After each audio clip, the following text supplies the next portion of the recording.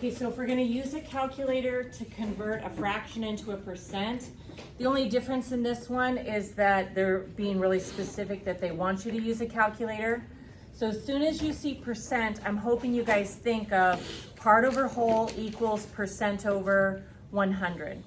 So the 7 and the 16 are the part and the whole. So I'm gonna have a fraction equal to a fraction.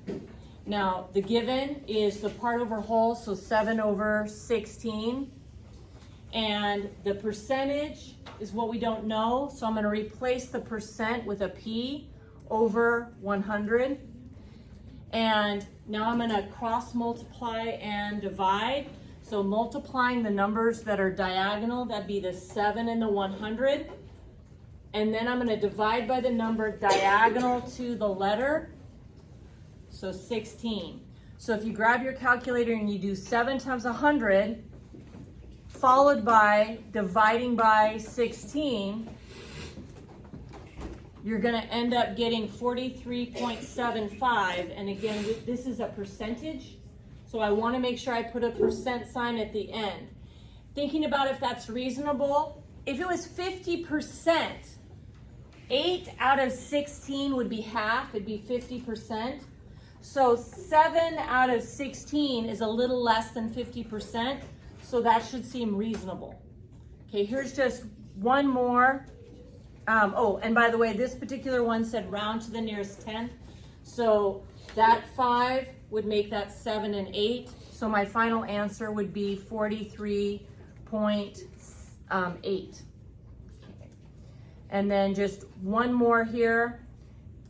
Part over whole equals percent over 100. So 3 over 49 is my first fraction.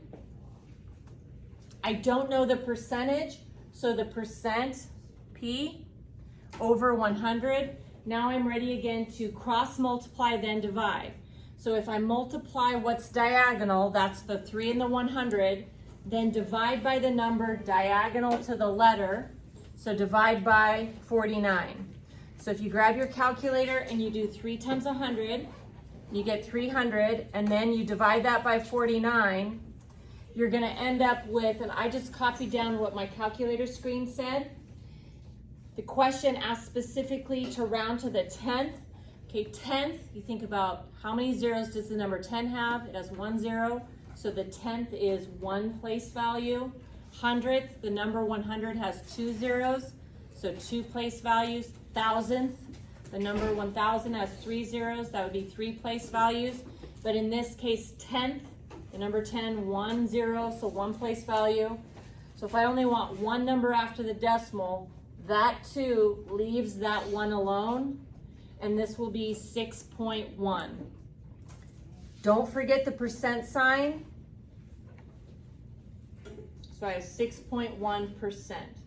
Also, does my answer seem reasonable? 3 out of 49, that's a pretty small amount out of 49. And so 6% is a pretty small percent. That seems reasonable.